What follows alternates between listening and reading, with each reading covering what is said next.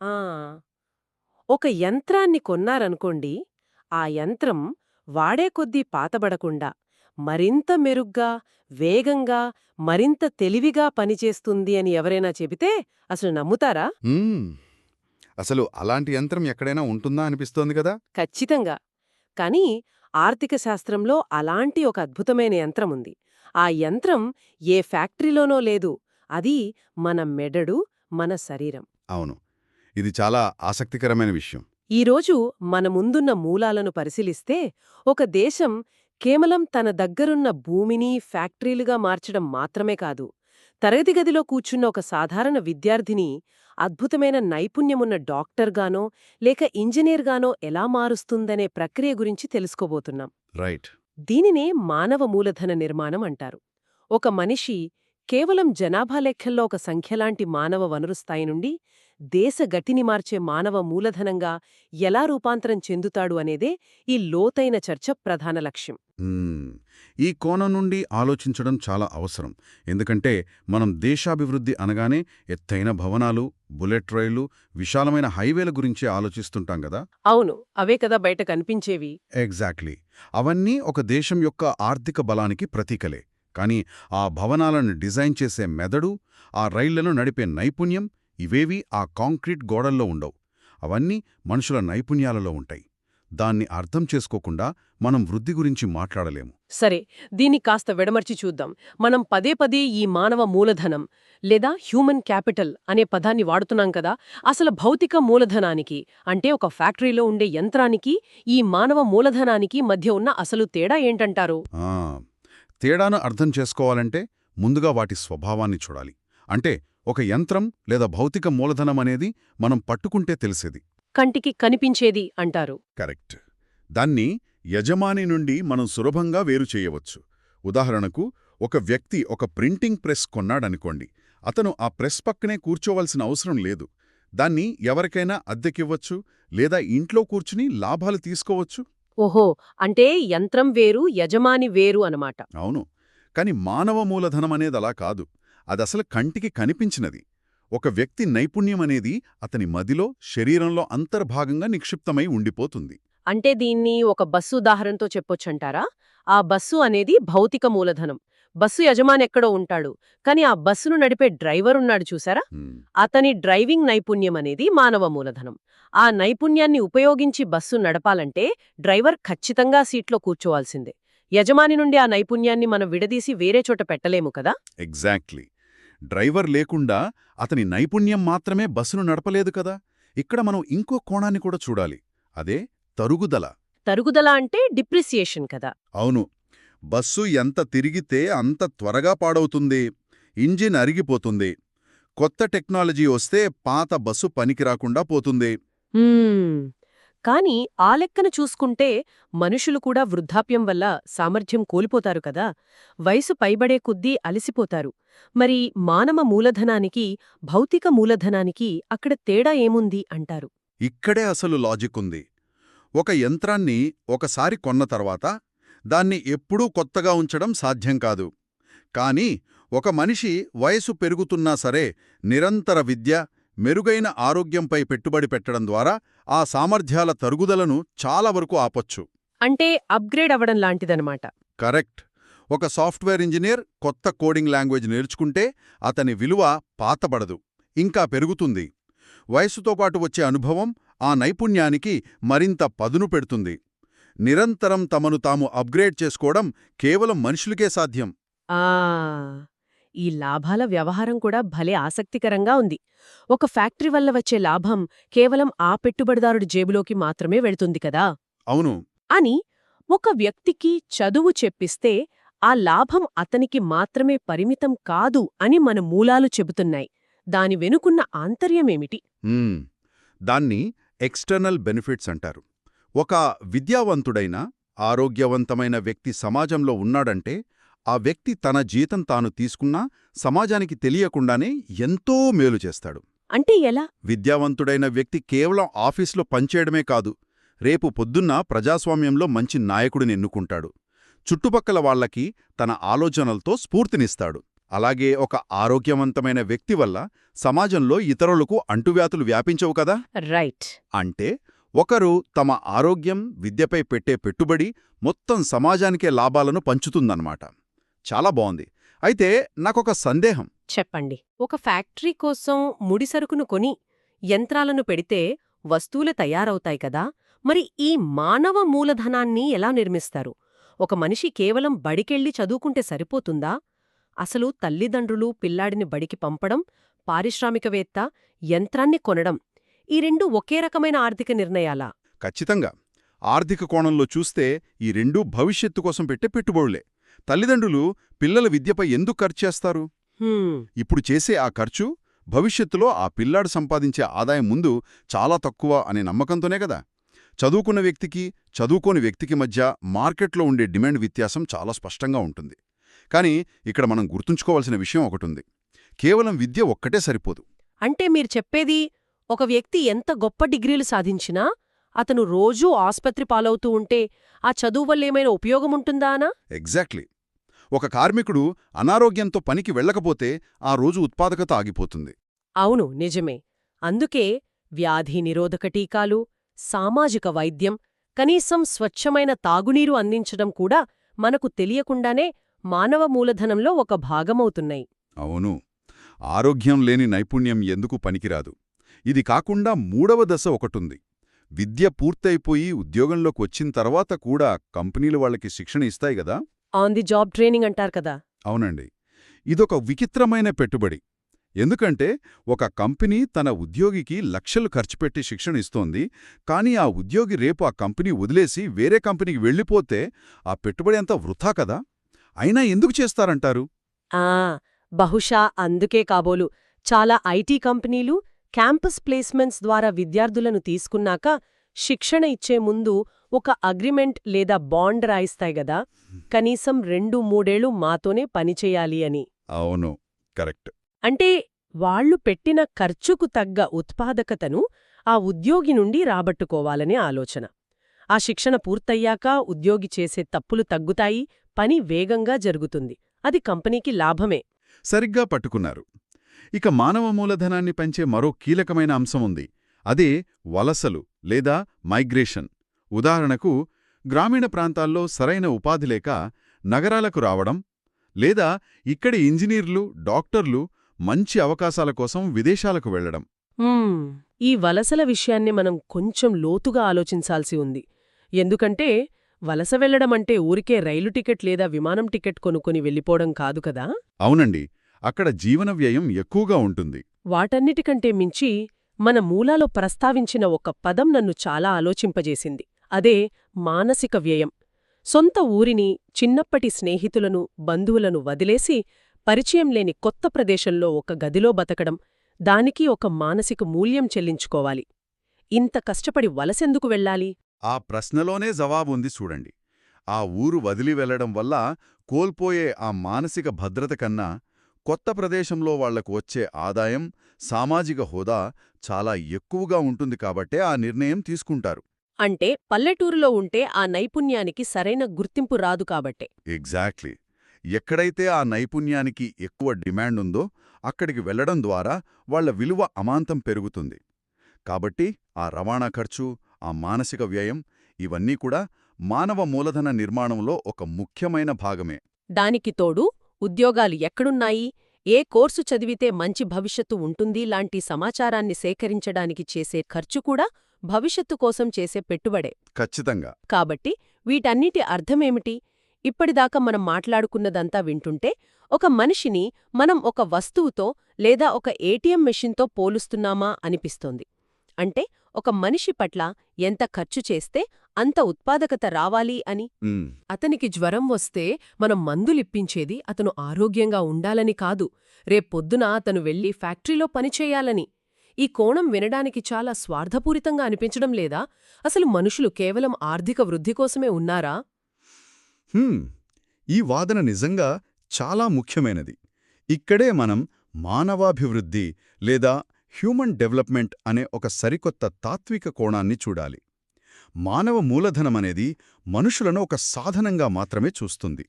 వాళ్ళ ఉత్పాదకత పెరిగితేనే ఆ విద్య, ఆరోగ్యం విలువైనవి అని నమ్ముతుంది. అంటే ఆ లెక్కన ఒక వ్యక్తికి చదువు చెప్పించాక అతను మార్కెట్లో డబ్బులు సంపాదించలేకపోతే ఆ చదువు మొత్తం వృధా అయినట్లేనా? అవును, ఆ కోణంలో అంతే. ఇది చాలా ప్రమాదకరమైన ఆలోచన కదా. ఒక మనిషి విలువ అతను మార్కెట్లో ఎంత ఉత్పత్తి చేస్తున్నాడు అనే దానిపైనే ఆధారపడి ఉంటుందన్నమాట. మరి ఈ మానవాభివృద్ధి కోణం ఎలా భిన్నంగా ఆలోచిస్తోంది? ఓహో. మానవాభివృద్ధి కోణంలో మనుషులు దేనికో సాధనాలు కాదు, వారే అంతిమ లక్ష్యం. ఒక మనిషి చదువుకున్నాక లేదా మెరుగైన వైద్యం పొందాక వారి వల్ల ఉత్పత్తి పెరిగినా పెరగకపోయినా ప్రాథమిక విద్యను, కనీస ఆరోగ్యాన్ని పొందడమనేది ప్రతి మనిషి యొక్క కనీస హక్కు. ఓహో. మనం చదువుకునేది కేవలం ఫ్యాక్టరీలో పనిచేయడానికి లేదా జీతం పెంచుకోవడానికి మాత్రమే కాదు కదా. సమాజంలో మనకంటూ ఒక ఆలోచనా విధానం ఉండటానికి, ఒక మంచి పుస్తకం చదివి ఆనందించడానికి, మన జీవితానికి సంబంధించిన సరైన నిర్ణయాలు తీసుకోవడానికి విద్య, ఆరోగ్యం అత్యవసరం. అంటే మానవ మూలధనమనేది ప్రమోషన్ కోసం కోడింగ్ నేర్చుకోవడం లాంటిదైతే, మానవాభివృద్ధి అనేది కేవలం మనసుకు నచ్చి ఒక పెయింటింగ్ వెయ్యడం నేర్చుకోవడం లాంటిదన్నమాట. రెండు కోణాలు చాలా స్పష్టంగా అర్థమయ్యాయి. అవును. ఇక్కడే విషయం చాలా ఆసక్తికరంగా మారుతోంది. ఎందుకంటే ఇప్పుడు ఈ సిద్ధాంతాలను తీసుకెళ్లి మన భారతదేశ వాస్తవ పరిస్థితులకు అన్వయించి చూద్దాం. మనకు స్వాతంత్ర్యం వచ్చిన దగ్గర్నుండి చూసుకుంటే మనం నిజంగా ఎక్కడైనా అభివృద్ధి సాధించామా? ఆ మార్పు ఎంత నాటకీయంగా ఉందో గణాంకాలను చూస్తే అర్థమవుతుంది. 1951 నుండి 2001 వరకు ఉన్న ఒక 50 ఏళ్ల కాలాన్ని తీసుకుందాం. ఈ సమయంలో ఒక అద్భుతం జరిగింది. మనం కేవలం ఫ్యాక్టరీలు కట్టడమే కాదు, మనుషుల జీవితాలను కూడా మార్చాము. అవును. ఆ గణాంకాలు నన్ను నిజంగా ఆశ్చర్యపరిచాయి. 1951లో మన దేశ తలసరి ఆదాయం కేవలం 3,600 రూపాయల చిల్లర ఉంటే 2001 నాటికి అది 10,000కు పైగా పెరిగింది. అలాగే అక్షరాస్యత రేటు అప్పట్లో కేవలం 15% చిల్లర ఉంటే అది 65%కి చేరింది. అవును, అది భారీ పెరుగుదలలే. కాని ఇవన్నీ ఒక ఎత్తైతే నేను అతిపెద్ద విజయంగా భావించేది ఆయుర్దాయం. 1951లో ఒక భారతీయుడు సగటున సుమారు 37 ఏళ్లు మాత్రమే బతికేవాడు కదా. అదే 2001 నాటికి అది 63 ఏళ్లకు పైగా పెరిగింది. ఒక రకంగా చెప్పాలంటే మన దేశం తన పౌరులకు అదనంగా 26 ఏళ్ల జీవితాన్ని కొనిచ్చింది. ఇది మాటలు కాదు. అవునండి, ఈ మార్పులు విడివిడిగా జరిగినవి కావు. ఆదాయం, విద్య, ఆరోగ్యం ఈ మూడు ఒకదానితో ఒకటి అల్లుకొని ఎలా పనిచేస్తాయో చెప్పడానికి ఇదొక ప్రత్యక్ష ఉదాహరణ. అంటే ఆదాయం పెరిగితే ప్రజలు మంచి పోషకాహారం తీసుకుంటారు కదా. అవును, మంచి బడులకు పంపుతారు. చదువుకున్నవాళ్లుంటే వాళ్లకు పరిశుభ్రత మీద అవగాహన వస్తుంది. దానివల్ల వ్యాధులు తగ్గుతాయి. వ్యాధులు తగ్గితే మళ్లీ ఆదాయం పెరుగుతుంది. ఇదొక నిరంతర చక్రంలా పనిచేస్తుంది. ఈ పురోగతిని చూసి ప్రపంచస్థాయి సంస్థలు కూడా మన గురించి గొప్పగా మాట్లాడటం మొదలుపెట్టాయి కదా. నిజమే. జర్మనీకి చెందిన డాయిష్ బ్యాంక్ ఇచ్చిన నివేదిక గురించి ఆలోచిస్తే 2020 నాటికి భారతదేశం ప్రపంచంలోని 4 ప్రధాన వృద్ధి కేంద్రాలలో ఒకటిగా మారుతుందని, అలాగే భారతీయులు చదువుకునే సంవత్సరాల సగటు 40% పెరుగుతుందని అంచనా వేశారు. ఇక వరల్డ్ బ్యాంక్ నివేదికైతే ఏకంగా మనల్ని ఐర్లాండ్ లాంటి దేశంతో పోల్చింది కదా. అవును, ఐర్లాండ్ చేసిన ప్రయోగం గురించి మనం ఇక్కడ మాట్లాడుకోవాలి. వాళ్లు కేవలం ఫ్యాక్టరీల మీద కాకుండా జ్ఞాన ఆధారిత ఆర్థిక వ్యవస్థ మీద, అంటే నాలెడ్జ్ ఎకానమీ మీద దృష్టి పెట్టారు.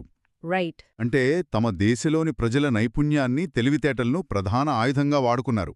మన భారతదేశం కూడా తన దగ్గరున్న అద్భుతమైన జ్ఞానాన్ని అలా సమర్థవంతంగా వాడుకుంటే 2020 నాటికి మన తలసరి ఆదాయం $3,000కు చేరుకుంటుందని వరల్డ్ బ్యాంక్ అంచనా వేసింది. జ్ఞాన ఆధారిత ఆర్థిక వ్యవస్థ అనగానే మనకు వెంటనే గుర్తుకొచ్చేది ఐటీ సెక్టర్, సాఫ్ట్వేర్ ఇంజనీర్లు. మనవాళ్లు బెండ్లూరు ముందు కూర్చుని అమెరికాలోని బ్యాంకులకు ప్రోగ్రామింగ్ చేస్తున్నారు. అవును. కాని ఇక్కడొక విషయం, ఈ ఐటీ రంగం మాత్రమే కాదు గదా నాలెడ్జ్ ఎకానమీ అంటే.